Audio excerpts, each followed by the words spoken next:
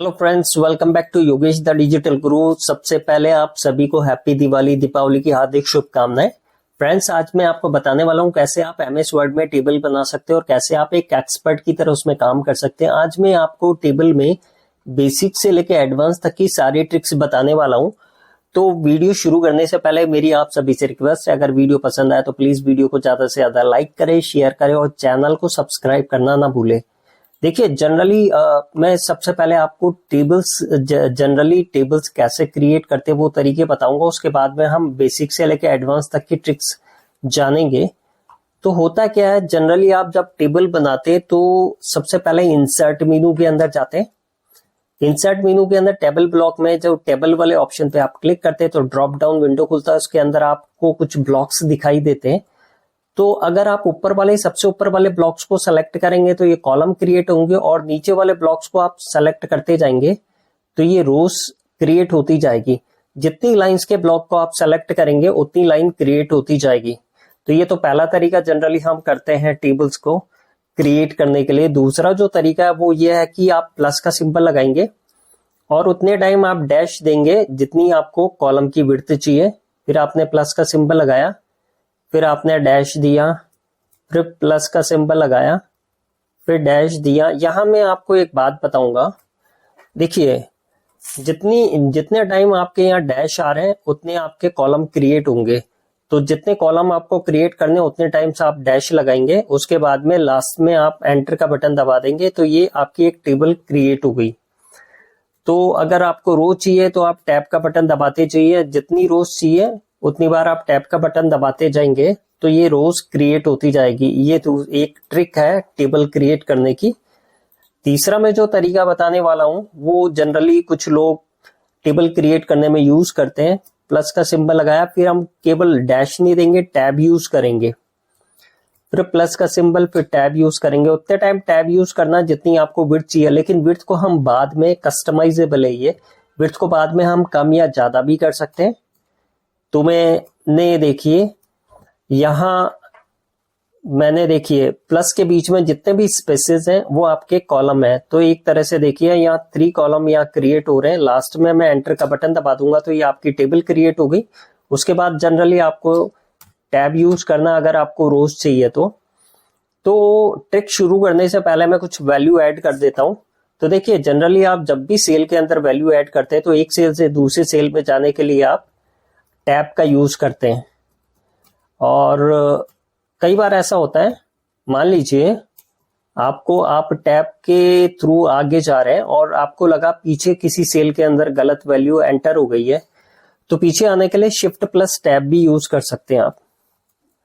तो shift plus tab से क्या होगा, आप बैकवर्ड जाएंगे और टैब से आप आगे बढ़ेंगे फॉरवर्ड। तो टैब से फॉरवर्ड होंगे और शिफ्ट प्लस टैब से आप बैकवर्ड होंगे।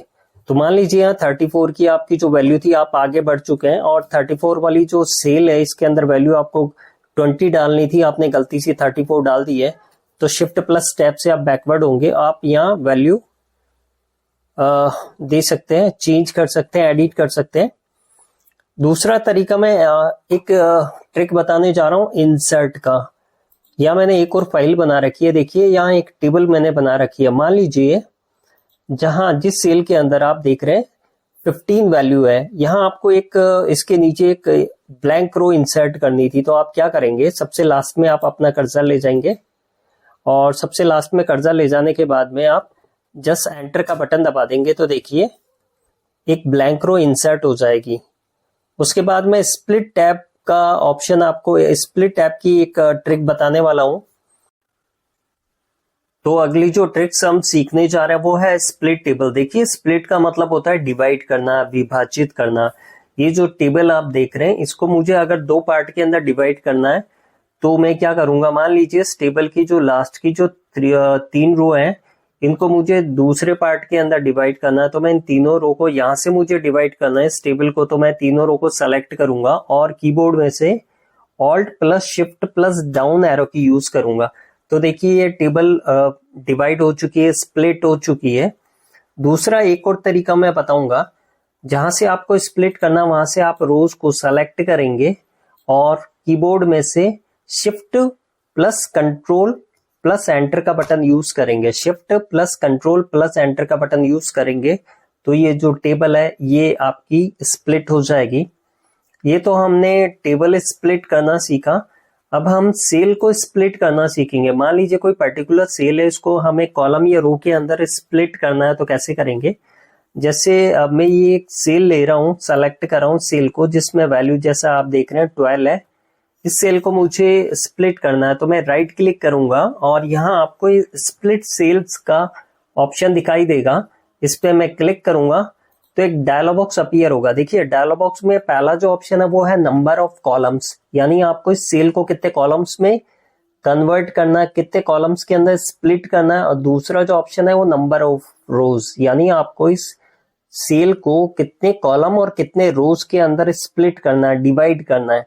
तो यहां से मैं सेलेक्ट कर लेता हूं। मान लीजिए मुझे इसको 4 कॉलम और 4 ही रो के अंदर मुझे इसको स्प्लिट करना है। तो यहां से मैंने 4 कॉलम और 4 रो दे दिए हैं। ओके बटन पे क्लिक करूंगा तो आप देखेंगे ये जो सेल है, देखिए ये जो सेल है ये 4 कॉलम और 4 रोज के अंदर स्प्लिट हो चुका है। तो इस तरह आप सेल को भी स्प्लिट कर सकते हैं।